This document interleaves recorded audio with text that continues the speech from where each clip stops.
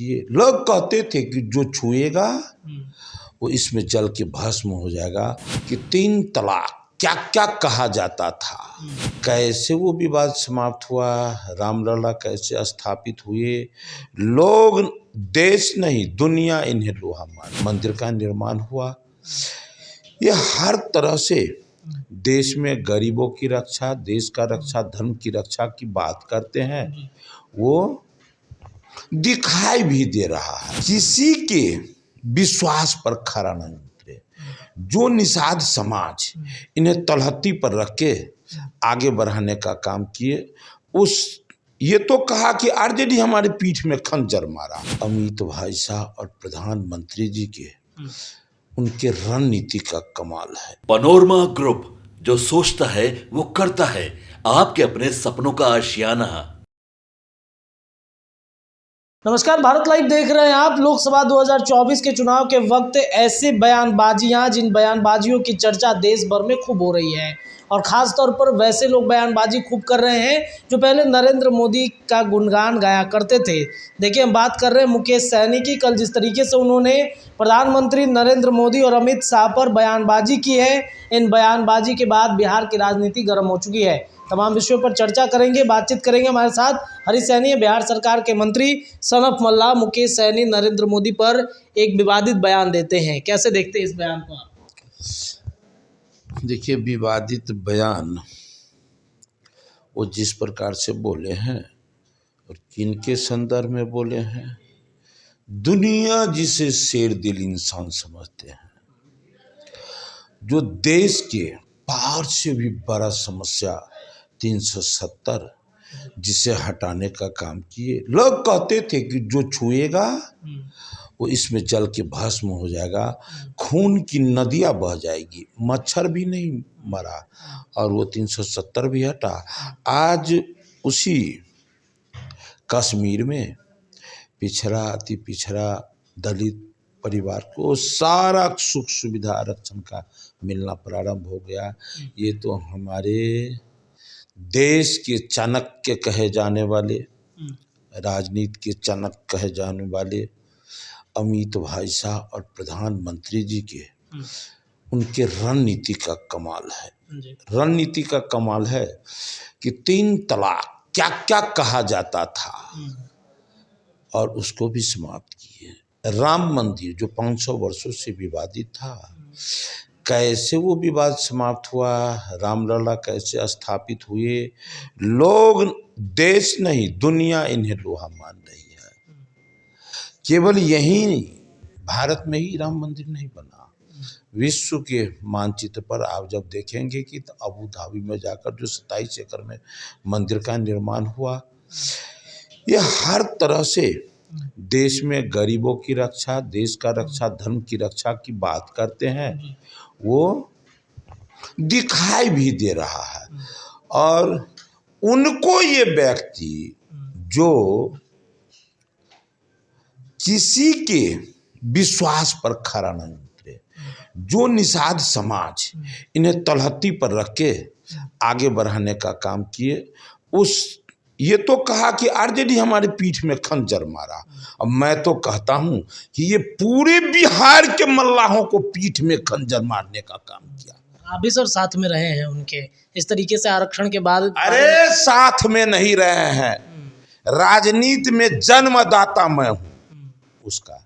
अच्छा, लेकिन मैं ये सब बात बोलना नहीं चाह रहा था। लेकिन जब हमारे प्रधानमंत्री, गृह मंत्री पर जिस प्रकार से ये बयानबाजी किए हैं, तो मन के अंदर जितना पीड़ा है वो पीड़ा अंदर दब के नहीं रह पा रहा है। ये मेरे साथ केवल गद्दारी नहीं किए, ये तो हमारे देश के यशस्वी प्रधानमंत्री नरेंद्र भाई मोदी, अमित भाई शाह, जो आज बोलते हैं सबका साथ सबका विकास, तो करके भी दिखाते हैं। मैंने बार बार कहा कि आज़ादी के बाद पहली बार जब से अति पिछड़ा का चयन हुआ, आज तक कोई अति पिछड़ा का बेटा नेता प्रतिपक्ष बिहार विधान परिषद में न बना था। ये सम्मान किसने दिया? नरेंद्र भाई मोदी ने दिया। आरक्षण की बात वो कर रहे हैं कि आरक्षण भाई 10 साल से हैं तो क्यों नहीं, इन लोगों की वजह से क्यों तो नहीं बना? आप हमको बता दें, यही बात तो मैं भी कहता हूं, उनके हाथ में जो आरक्षण देना था 11 टिकट, किसने दिया, किसके लिए दिया? इस अति पिछड़ा के बेटा, मलाह के बेटा के लिए, कि ताकि ये टिकट इसे देंगे तो वो उधर से उतना मतलब लीडर बन के आएंगे, विधायक बनेंगे, तो फिर ये अपने समाज के अलग अलग क्षेत्रों का समस्या का निदान करेंगे, समाज का विकास होगा। लेकिन वो अपना आरक्षण दिए क्या? नहीं, एक भी नहीं। लोकसभा चुनाव लड़े, उसमें कोई आरक्षण देने का नाम नहीं, सूंघने भी नहीं दिया मलाह के पूत को। विधानसभा में 11 सीट मिला, उसमें मलाह को लाभ नहीं लेने दिए। बोचहा चुनाव हुआ, कुढ़नी चुनाव हुआ, जहां लोग मल्लाह अपेक्षा रखता था कि अब यहाँ भी लाभ देगा। अभी जो 3 टिकट मिला, ये 3 टिकट में भी जब वो स्थान नहीं दिया, तो फिर ये किस बात के लिए कहता है कि मैं मल्लाह का पूत हूं? कहता क्यों है कि मैं मल्लाह का पूत हूं? ये जिसने 11 टिकट दिया, जिसने राजनीति में लाया, उसका भी नहीं हुआ। जिसने 11 टिकट दिया, उसका भी नहीं हुआ। जिसके नजदीक गुहार लगाया कि हमारे जान पर खतरा है, मेरे पीठ में तो खंजर मारा ही है, राजनीति स्तर से मेरे जान पर भी खतरा है, हमें सुरक्षा चाहिए, सुरक्षा भी जिसने देने का काम किया, और जो मलाह इनके साथ रहा, सबके साथ इसने गद्दारी किया।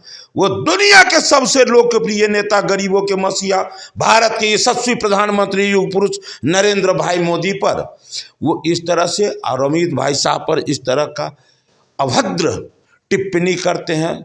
आज बिहार के तमाम निषाद समाज शर्मसार है, शर्मिंदित है। कितना कि आज जब पेपर में आप देखेंगे तो इनके बयान को वो शब्द को भी नहीं लिखा गया है। कितना शर्मिंदित बयान है। सन ऑफ मल्लाह है वो, अब लग रहा है कि सन ऑफ मल्लाह है। आप समझ सकते हैं, जो किसी का नहीं हुए वो कैसा मल्लाह है। अरे मैं जो कह रहा हूं, मैं नहीं ना कह रहा हूं केवल, ये तो पूरे बिहार के लोग देख रहे हैं।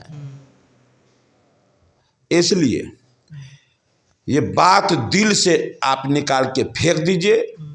जैसे वो कहे थे कि मेरे पीठ में खंजर मारा, तो उसी प्रकार जो ये भी पूरे मलाह के पीठ में खंजर मारे हैं, भाजपा के भी पीठ में खंजर मारे हैं।